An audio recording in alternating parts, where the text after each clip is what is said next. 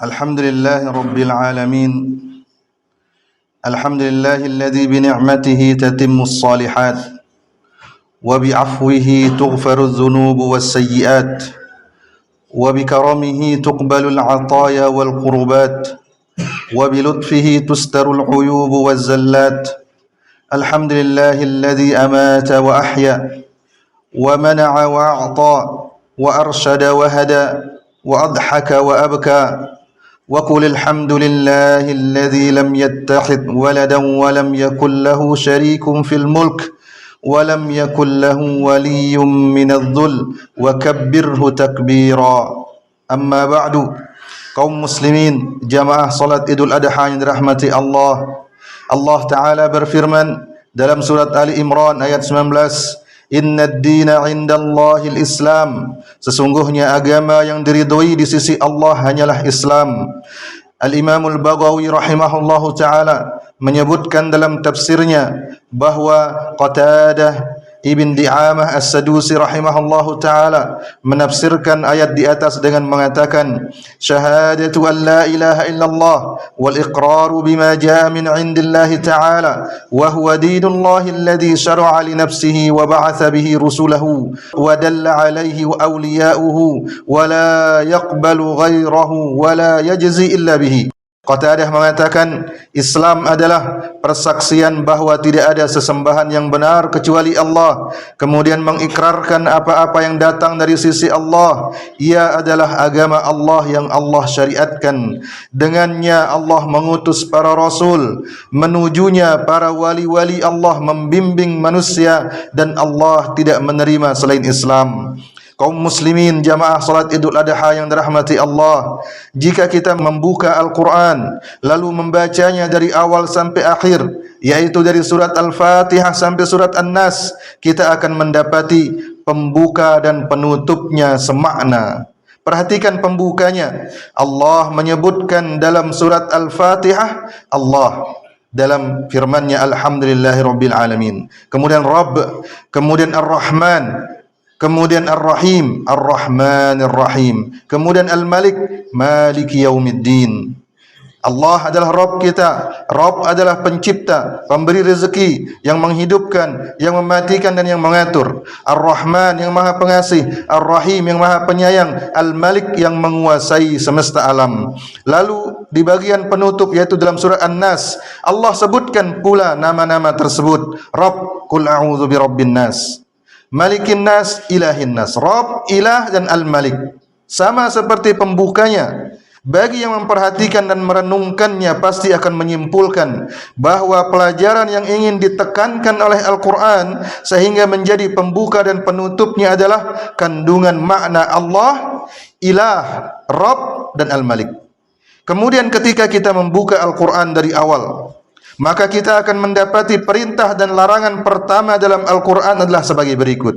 Perintah pertama dalam firman Allah dalam surah Al-Baqarah ayat 21, Ya ayuhan nasu ubudu rabbakumul ladzi khalaqakum wal ladzina min qablikum la'allakum tattaqun. Wahai manusia, beribadahlah kepada Rabb kalian yang telah menciptakan kalian dan orang-orang sebelum kalian agar kalian bertakwa. Dan larangan Allah yang pertama dalam Al-Quran dalam ayat berikutnya, yaitu dalam ayat 22, Fala taj'alu lillahi andadan wa antum ta'lamun. Maka janganlah kalian mengadakan sekutu-sekutu dan tandingan-tandingan bagi Allah sementara kalian mengetahui. Perintah pertama dalam Al-Quran adalah perintah untuk beribadah hanya kepada Allah yang telah menciptakan kita dan segala apa yang ada di sekitar kita. Dan larangan pertama dalam Al-Quran adalah larangan untuk menyekutukan Allah dengan sesuatu apapun. Allah Ta'ala berfirman, Wa aqimu wujuhakum inda kulli masjid wad'uhu muhlisina lahuddin. Dan luruskanlah diri kalian di hadapan Allah Subhanahu wa taala setiap kalian mendirikan salat, dan sembahlah Allah dengan mengikhlaskan amal perbuatan kalian. Surat Al-A'raf ayat 29. Al-Hafidz Ibnu Katsir rahimahullahu taala berkata menafsirkan ayat ini, أمركم بالاستقامة في عبادته في محلها، وهي متابعة المرسلين المؤيدين بالمعجزات فيما أخبروا به عن الله تعالى وما جاءوا به عنه من الشرائع، وبالإخلاص له في عبادته، فإنه تعالى لا يتقبل من العمل حتى يجمع هذين الركنين: أن يكون صوابا موافقا للشريعة وأن يكون خالصا من الشرك. Allah Ta'ala memerintahkan kalian untuk istiqamah menjalankan ibadah kepadanya pada tempatnya, yaitu dengan cara mengikuti para rasul yang dikuatkan oleh Allah dengan mukjizat-mukjizat. Itulah apa yang mereka bawa dari sisi Allah, dan ikutilah syariat mereka.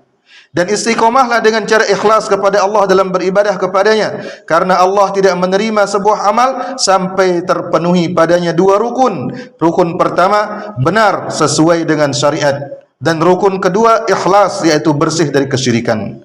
Maka inti dari ajaran agama Islam adalah memerintahkan untuk ikhlas dan beramal dan menjauh dari segala bentuk kesyirikan. Tentang makna ikhlas, Al-Izz ibn Abdissalam rahimahullahu ta'ala berkata, al-ikhlas an yaf'ala al-mukallafu at-ta'ata khalisatan lillahi wahdah la yuridu biha ta'ziman minan nas wala tawqira. Ikhlas adalah ketika seseorang mengerjakan ibadah murni karena Allah saja, bukan karena menginginkan agar diagungkan atau dihormati oleh manusia. Adapun makna syirik telah dijelaskan oleh Rasulullah SAW dalam hadis Abdullah ibn Mas'ud ketika dia bertanya, apakah dosa yang paling besar di sisi Allah? Rasulullah SAW menjawab, an taj'ala lillahi niddan wa huwa khalaqaka. Engkau membuat tandingan bagi Allah sementara Allah yang menciptakanmu. Hadis riwayat Bukhari dan Muslim.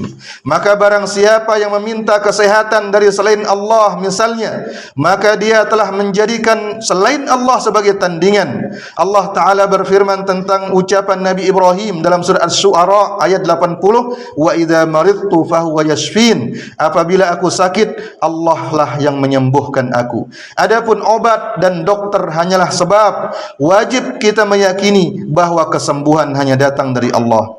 Dan barang siapa yang mengaku mengetahui perkara gaib, maka dia telah menjadikan dirinya sebagai tandingan bagi Allah. Allah Ta'ala berfirman dalam surah Al-Jin ayat 26-27, alimul ghaibi fala yudhiru ala ghaibihi ahada illa man irtada min rasul. Dan dialah Allah yang mengetahui perkara gaib.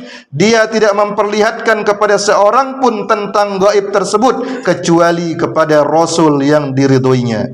Maka tidak ada yang mengetahui perkara gaib kecuali Allah. Rasulullah SAW pun tidak mengetahui kecuali apa yang Allah beritakan kepadanya. Allah Ta'ala berfirman dalam surah Al-A'raf ayat 188, qul la amliku li nafsi naf'an wa la dharra illa ma syaa Allah walau kuntu a'lamul ghaib lastakthartu minal khair wa ma massani as-su' in ana illa nadhirun wa basyirun liqaumin yu'minun. Katakanlah wahai Muhammad, aku tidak berkuasa menarik manfaat bagi diriku dan tidak pula mampu menolak kemudaratan kecuali yang dikehendaki oleh Allah.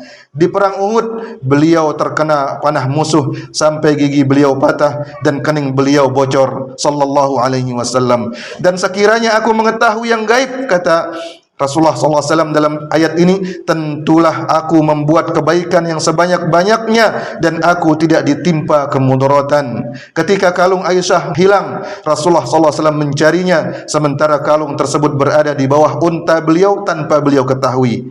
Kemudian, aku tidak lain hanyalah pemberi peringatan dan pembawa berita gembira bagi orang-orang yang beriman. Aqulu qauli hadza wa astaghfirullah li wa lakum.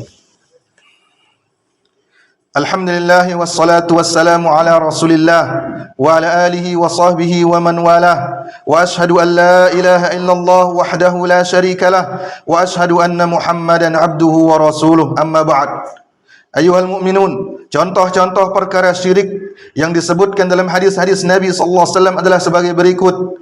Rasulullah SAW bersabda, inna akhwafa ma akhafu alaikum asyirkul asghar. Sesungguhnya perkara yang paling aku takutkan menimpa kalian adalah syirik kecil.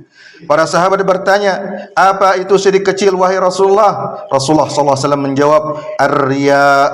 Syirik kecil itulah riya, Innallaha yaqulu yawma tujazal ibadu bi'amalihim. Allah Ta'ala nanti di hari kiamat ketika manusia diberikan balasan amal mereka, Allah Ta'ala berfirman, idhabu ilal ladzina kuntum tura'una bi'amalikum fid dunya. Pergilah kalian kepada orang-orang yang kalian pamerkan ibadah kalian kepada mereka di dunia. Fanzuru hal tajiduna indahum jaza. Mintalah pahala kepada mereka.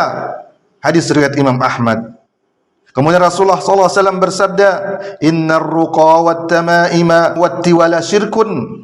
Sesungguhnya jampi-jampi, yaitu jampi-jampi yang tidak berasal dari Al-Quran dan hadis, atau yang mengandung kesyirikan yang meminta kepada selain Allah, atau mengandung kata-kata yang tidak jelas maknanya, kemudian jimat dan guna-guna yang membuat seseorang mencintai orang lain adalah kesyirikan.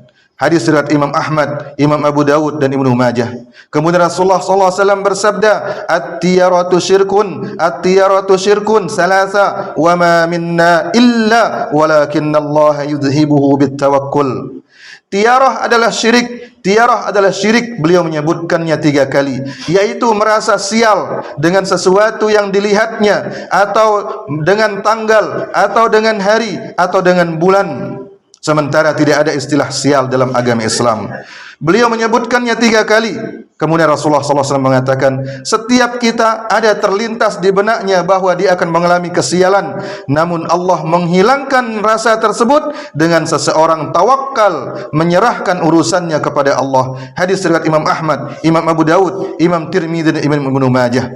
Maka kewajiban setiap muslim adalah mempelajari perkara-perkara agamanya, terutama masalah-masalah pokok seperti tauhid dan pembatalnya itu syirik. Allah Ta'ala berfirman, innallaha la yaghfiru an yushraka bihi wa yaghfiru ma duna dzalika liman yasha wa man yusyrik billahi faqad dhalla dhalalan ba'ida. Sesungguhnya Allah tidak mengampuni dosa syirik dan Dia mengampuni dosa selain syirik bagi siapa yang dikehendakinya. Barang siapa yang persekutukan sesuatu dengan Allah, maka sesungguhnya ia telah tersesat sejauh-jauhnya. Quran surat An-Nisa ayat 116. Allahumma salli ala Muhammad wa ala ali Muhammad kama sallaita ala Ibrahim wa ala ali Ibrahim innaka Hamidum Majid, wa barik ala Muhammad wa ala ali Muhammad kama barakta ala Ibrahim wa ala ali Ibrahim innaka Hamidum Majid. Rabbana ighfir lana wa li ikhwanina alladhina sabaquna bil iman wa la taj'al fi qulubina ghillan lil ladzina amanu rabbana innaka ra'ufur rahim. اللهم احفظ ولاة أمورنا ووفقهم لما تحب وترضى وارزقهم بطانة صالحة واجنبهم بطانة السوء يا رب العالمين. اللهم أعز الإسلام والمسلمين وأذل الشرك والمشركين. اللهم آتنا في الدنيا حسنة وفي الآخرة حسنة وقنا عذاب النار. وصلى الله على نبينا محمد وعلى آله وصحبه وسلم. تقبل الله منا ومنكم. Sungguhnya kita masih berada di hari-hari yang disyariatkan untuk bertakbir, maka hendaklah kita tetap bertakbir selesai solat ataupun dimanapun kita berada sampai tanggal 13 insyaallah ta'ala. Wassalamualaikum warahmatullahi wabarakatuh.